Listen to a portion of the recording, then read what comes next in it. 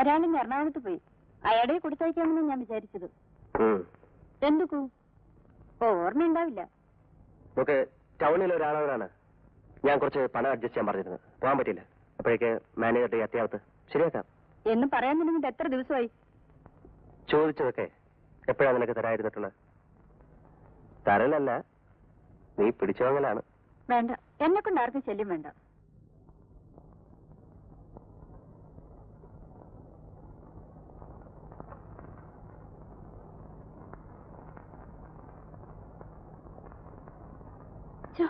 വിടൂ, ജോലിയുണ്ട്. ഒക്കെ ശരിയാവും. അല്പം ക്ഷമിക്ക്. മാനേജറുടെ പോസ്റ്റിലേക്ക് ഇനി എനിക്കാവും പ്രൊമോഷൻ. ശമ്പളം എത്ര കൂടും? മാസം 600 രൂപ അധികം കിട്ടും. പക്ഷെ ആ പൊസിഷൻ ഉണ്ടല്ലോ. ആ ബംഗ്ലാവ് തരില്ലേ? ആവശ്യപ്പെട്ടാ കിട്ടും. ചെയർമാൻ ഒന്നും പറഞ്ഞിട്ടില്ല. പക്ഷേ നിയമപ്രകാരം എനിക്കെല്ലാം തരണം. ഞാനിപ്പോ വരാം.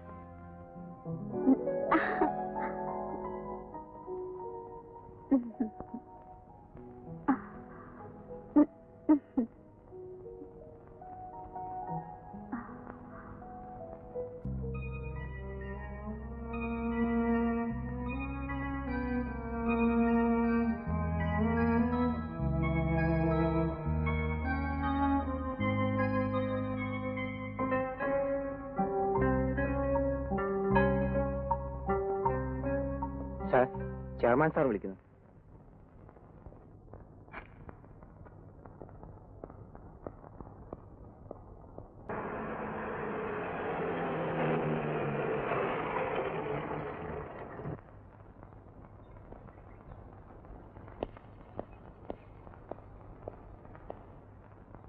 സെക്കൻഡ് ഷിഫ്റ്റ് വർക്ക് ചെയ്താൽ ഓവർഹെഡ്സ് എത്ര കൂടുന്നുണ്ടെന്ന് നോക്കണം.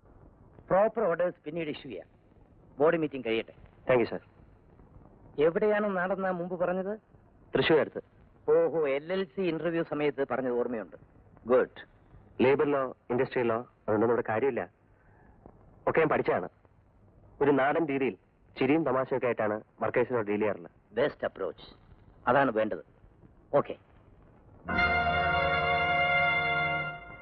Yes, please come in. Please sit. Thank U.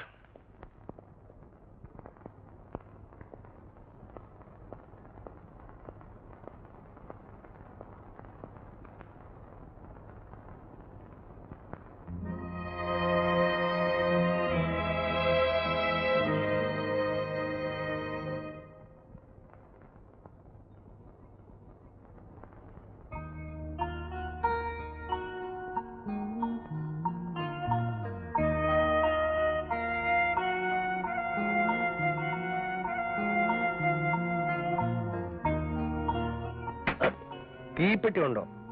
ഇല്ലല്ലോ. ഉണ്ട്.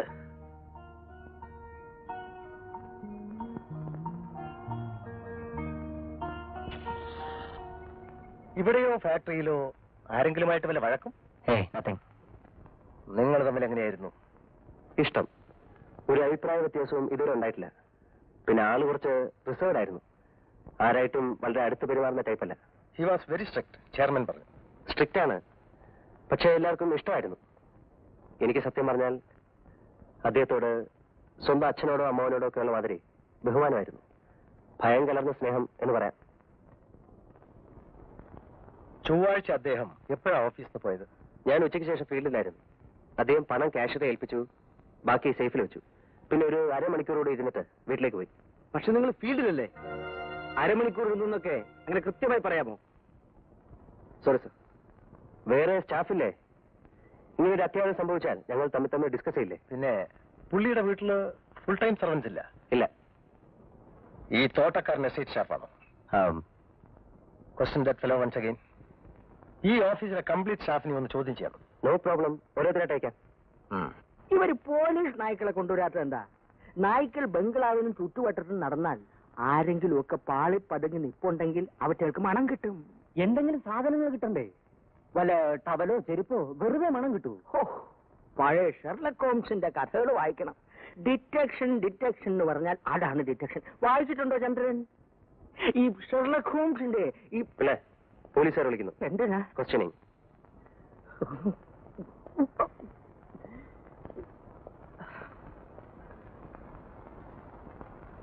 ഈ ഫിഗേഴ്സ് ടേക്ക് ഓവർ ചെയ്ത കൊല്ലത്തായിട്ട് കമ്പയർ ചെയ്യണം. ഞാൻ പറഞ്ഞതുപോലെ മറുപടി കൊടുത്താൽ മതി. പേടി കൂടാതെ പറഞ്ഞിട്ടില്ലെങ്കിൽ ഭാസ്കർ നിന്നെ ഞാൻ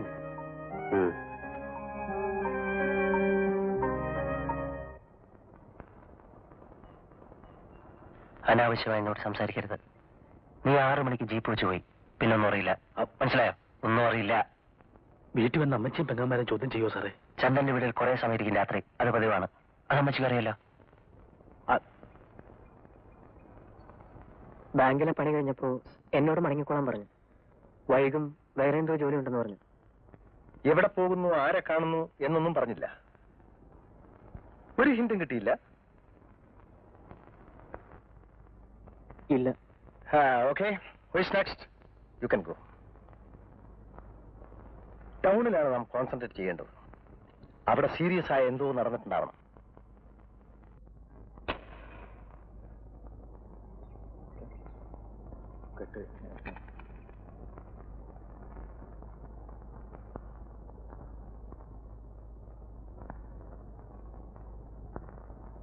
കഴിഞ്ഞില്ലേ രവി? ആ കഴിഞ്ഞു. പലരുടെയും സ്റ്റേറ്റ്മെന്റ്സ് നോക്കിയപ്പോ ഒരു കാര്യം വ്യക്തമായി. മരിച്ച മാനേജർ മേനനുമായിട്ട് വിരോധമുള്ള ഒരു വ്യക്തിയേ ഉള്ളൂ. പുള്ളിയുടെ ഭാര്യമാര് കൊന്ന കേസുകളുണ്ട് ഇഷ്ടം പോലെ. പക്ഷെ കുത്തിക്കൊല്ലില്ല, വിഷം കൊണ്ടാ കളി. ഞാൻ തമാശ പറഞ്ഞതാണ്. സെക്കൻഡ് മാരേജ് ആണ്. 3 മാസം കഴിഞ്ഞപ്പോ മേനോൻ നാട്ടിലേക്ക് കെട്ടുകെട്ടി അയച്ചു അത്രേ.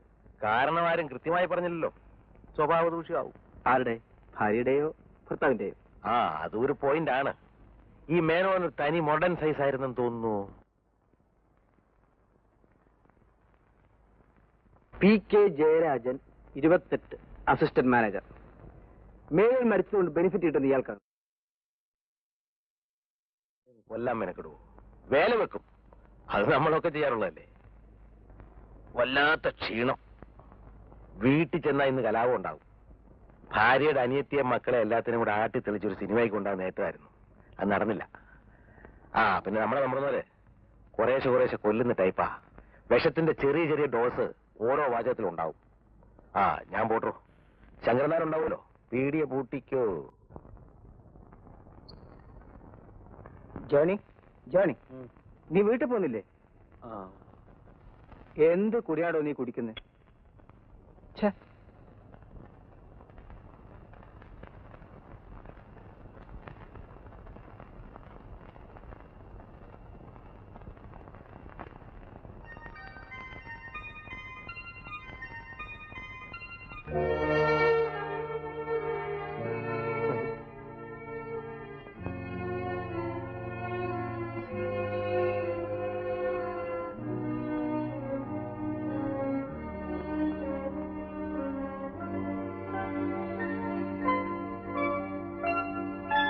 അറിയില്ലേ? മാനേജറുടെ മിസ്സിസാ. കണ്ടിട്ടില്ല. ഞാൻ ജയരാജൻ, മേനോൻ സാറിന്റെ അസിസ്റ്റന്റ്. ഞങ്ങളെല്ലാം ഇപ്പോഴും ആ ഷോക്കിൽ നിന്ന് രക്ഷപ്പെട്ടിട്ടില്ല. മരണം എപ്പോഴായാലും ഉണ്ടാവും. ആർക്കും രക്ഷപ്പെടാനാവില്ലല്ലോ. പക്ഷെ ഇത് വല്ലാത്തൊരു ട്രാജഡി ആയിപ്പോയി. ചെറുപ്പം ഒരു മരണത്തിന് നാം ദൈവത്തോട് കടപ്പെട്ടിരിക്കുന്നു എന്ന് പറയാറുണ്ട്. അങ്ങനെ സമാധാനിക്കാൻ ശ്രമിക്കും മിസ്സസ് മേനോൻ. ചെയർമാൻ വെയിറ്റ് ചെയ്യുന്നു. Please.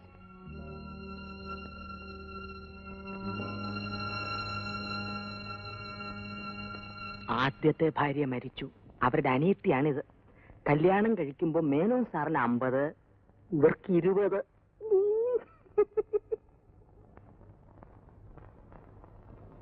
Provident fund, gratuity papers എല്ലാം ശരിയാക്കാൻ പറയൂ ജയരാജൻ. ചെയ്യാം സാർ. കുറച്ച് ദിവസം പിടിക്കും. മാനേജറുടെ ക്വാർട്ടേഴ്സിൽ മിസ്സിസ് മേനോൻ പോകുന്നതുവരെ വേണ്ട വർക്കേഴ്സിന് നിർത്താൻ പറയണം. ഒരു ബുദ്ധിമുട്ടും ഉണ്ടായിരുന്നു. ചെയ്യാം സാർ. Take it easy. കൂടെ ആരാണ് വന്നിട്ടുള്ളത്? അമ്മാവനുണ്ട്. അച്ഛന് തീരെ സുഖമില്ല. Stay here. Mister Menon full time work ചെയ്ത് പിരിഞ്ഞാൽ കിട്ടുന്ന ആനുകൂല്യങ്ങളെല്ലാം കിട്ടും. ബോർഡിൽ വെക്കണം. അത് വെറും ഒരു ഫോർമാലിറ്റിയാണ്. ശരിയാക്കാം. എന്തെങ്കിലും ആവശ്യമുണ്ടെങ്കിൽ ഒക്കെ മിസ്റ്റർ ജയരാജനോട് പറഞ്ഞാൽ മതി. Take care. Yes sir, please.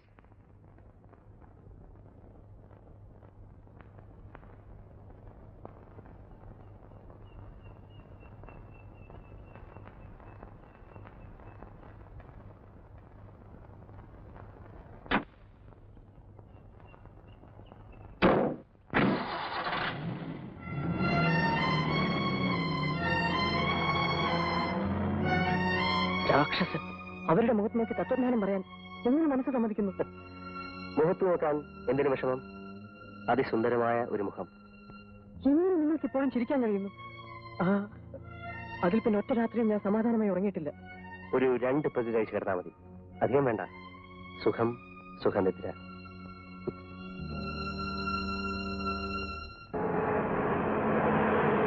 സാറിന് ഉദ്യോഗക്കയറ്റം കിട്ടും അടുത്ത് അല്ലേ? ആ പെമ്പർന്നോരെ കണ്ടപ്പോ എന്റെ മനസ്സ് നേറി. എടോ, അവർ രക്ഷപ്പെട്ടു. 1 ലക്ഷത്തിന് താഴെ രൂപ കിട്ടും. നീ വെറുതെ അവരോട് ദുഃഖിക്കേണ്ട കാര്യമൊന്നുമില്ല. ആരോടെങ്കിലും ഉള്ള സത്യാവസ്ഥ തുറന്നു പറഞ്ഞില്ലെങ്കിൽ ചങ്ക് പൊട്ടിപ്പോ സാറേ. ഞാനും കൂട്ടുകൂടി ആലോചിക്കുമ്പോ. ജോണി, കഴിഞ്ഞത് കഴിഞ്ഞു. നിന്റെ തള്ളയും പെങ്ങന്മാരും പട്ടിണി കിടക്കുന്നില്ല ഇപ്പോൾ. നീ അതിനെ ദൈവത്തെ സ്തുതിക്ക്. ഇടയ്ക്ക് എനിക്ക് വേണ്ടിയും കിടക്കട്ടെ ഒരു പ്രാർത്ഥന. എന്റെ കർത്താവേ, എന്തൊരു മഹാപാപം. നീ താഴെ ഇറങ്ങ. ഇറങ്ങണ.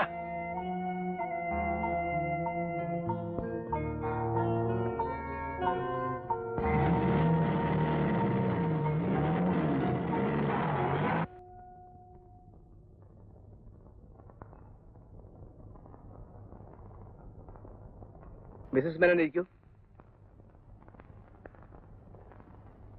ഈ 4 കൊല്ലത്തിനിടയ്ക്ക് നിങ്ങൾ ഒരിക്കലും കത്തെഴുതിയിട്ടില്ല? ഹസ്ബൻഡ് നിങ്ങൾക്ക് എഴുതുകയോ കോണ്ടാക്ട് ചെയ്യാൻ ശ്രമിക്കുകയോ ചെയ്തിട്ടുമില്ല? ഇല്ല. പണം അയക്കും.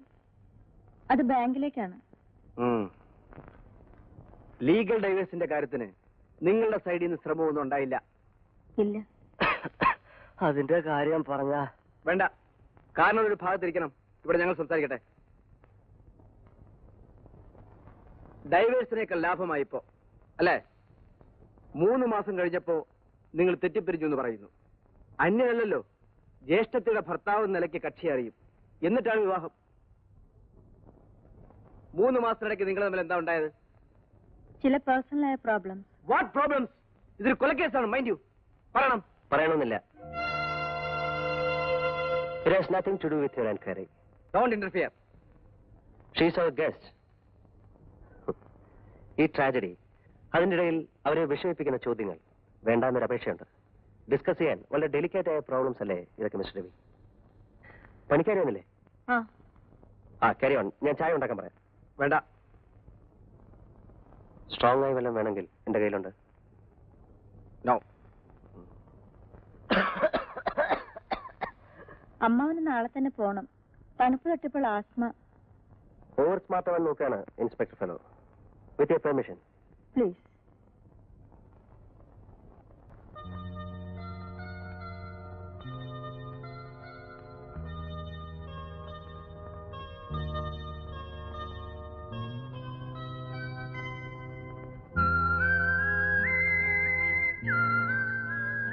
വേലക്കാരി ഉണ്ടല്ലോ, തോട്ടക്കാരനോട് വേണമെങ്കിൽ രാത്രി പുറത്തു വന്ന് കിടക്കാൻ പറ. എനിക്കങ്ങനെ പേടിയൊന്നുമില്ല. ഞാനിവിടെ അധികം വന്നിട്ടില്ല. പക്ഷെ എനിക്ക് അദ്ദേഹത്തെ വലിയ ബഹുമാനമായിരുന്നു. അദ്ദേഹത്തിന്റെ ചിട്ടകൾ, പങ്ക്ച്വാലിറ്റി, ഇന്റഗ്രിറ്റി. മതി, വിസ്തരിക്കണ്ട. എനിക്കറിയുന്ന പോലെ ഗുണഗണങ്ങൾ മിസ്റ്റർ ജയരാജൻ അറിയില്ലല്ലോ. ബഹുമാനമായിരുന്നു, പക്ഷേ പേഴ്സണലായി കൂടുതൽ അടുപ്പമൊന്നും ഉണ്ടായിരുന്നില്ല എന്നതാണ് സത്യം. ആ ടൈറ്റിൽ മുമ്പ് ഞാൻ ചുമന്ന് നടന്നിട്ടില്ല. വെറുതെ ദേവിന്ന് വിളിച്ചാൽ മതി. പേപ്പേഴ്സ് തയ്യാറാക്കുമ്പോൾ കമ്പനി സെക്രട്ടറിക്ക് ഒരു സംശയം. ഫസ്റ്റ് വൈഫിൽ മക്കൾ ഇല്ല. അപ്പോൾ അവകാശ തർക്കമൊന്നുമില്ല. കുറച്ച് എമൗണ്ട് ഉണ്ടാവും, കണക്കൂട്ടിയിട്ടില്ല. എങ്കിലും സുമാറ്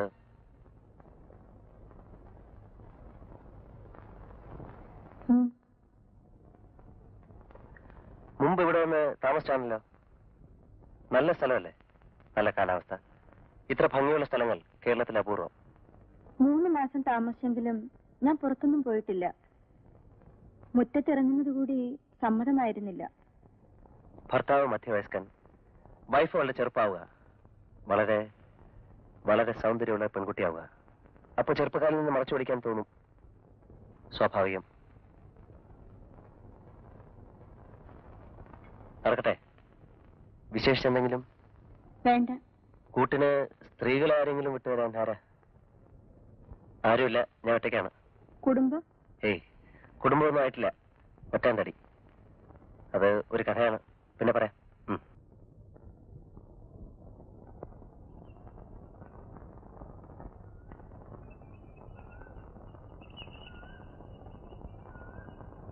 ഇവിടെ മുമ്പ് ഒരുപാട് പൂച്ചെടികൾ ഉണ്ടായിരുന്നു. കുറെയൊക്കെ ഉണങ്ങിപ്പോയി. നോവേൽപ്പിക്കാതെ നുള്ളിയെടുക്കാനുള്ള നനുത്ത വിരലുകൾക്ക് വേണ്ടി സ്വർഗത്തിലും കൂടി പൂക്കൾ വിടരും. സംസ്കൃതത്തിലൊരു ശ്ലോകമുണ്ട്. സംസ്കൃതം പഠിച്ചിട്ടുണ്ടോ? എല്ലാം കുറേശ്ശെ തൊട്ടു നോക്കി. ഒന്നിലും വിദഗ്ധനായില്ല. വരട്ടെ മിസ്സസ് മേനോൻ.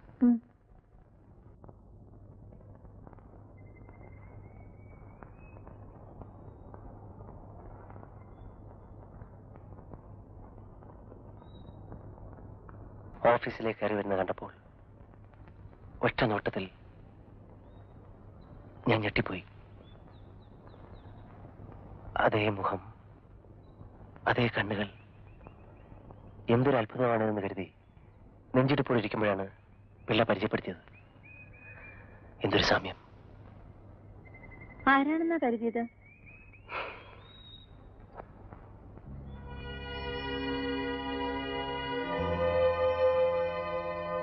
എനിക്ക് വളരെ ഇഷ്ടപ്പെട്ട ഒരു പെൺകുട്ടി ഉണ്ടായിരുന്നു.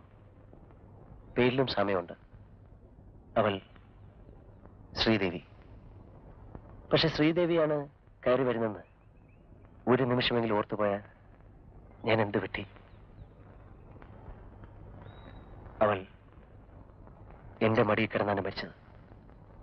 ഫീറ്റ്. വിവാഹം കഴിക്കാൻ എല്ലാം പറഞ്ഞു വെച്ചതായിരുന്നു.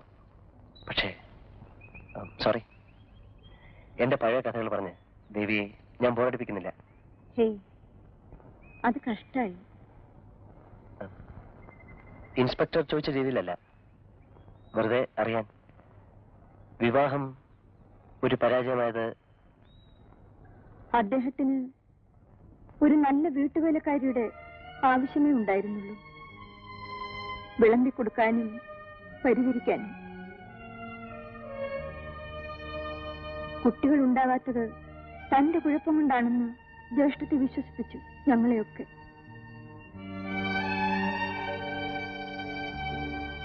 ഒരാണായിരുന്നില്ല, ഒരു പെൺകുട്ടിയെ വിവാഹം കൊണ്ട് തടവിലിടാൻ അങ്ങനത്തെവർക്ക് എന്ത് അവകാശം? എന്റെ വീട്ടുകാരെ പറഞ്ഞാൽ മതി. ശരിയാണ്, ഞാൻ പറഞ്ഞില്ലേ, ഒക്കെ ഫേറ്റ്. പക്ഷെ വിധിയെ അടക്കി ശപിക്കില്ല ഞാൻ. ഇന്നു മുതൽക്ക് നഷ്ടപ്പെട്ട ഒരു സ്വപ്നം, ഒരു സങ്കല്പം എനിക്ക് തിരിച്ചു കിട്ടുകയായിരുന്നു. ദേവി കടന്നു വന്നപ്പോൾ. സോറി, അബദ്ധമാണ് പറഞ്ഞു പോയെങ്കിൽ മാപ്പ്.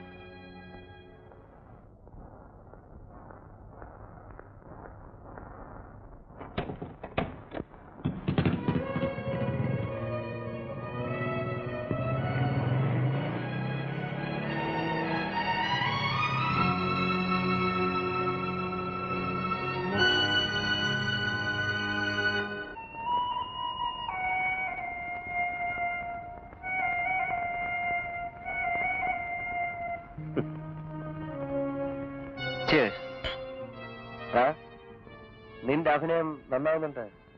Top class. ദേവി മേനോൻ വിശ്വസിച്ചു.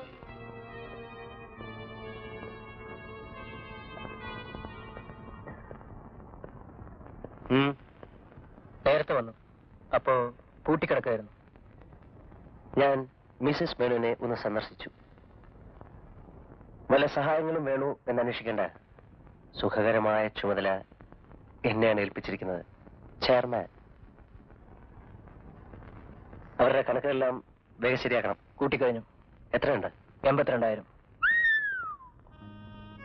ഗ്രാൻഡ്. 82,000. ഇൻഷുറൻസ് ഒന്നുമില്ലേ? അറിഞ്ഞൂടാ, ശമ്പളത്തിൽ നിന്ന് അടവില്ല. മിസസ് മേനോൻ വളരെ വളരെ ദുഃഖിതയായ ഒരു സ്ത്രീയാണ്.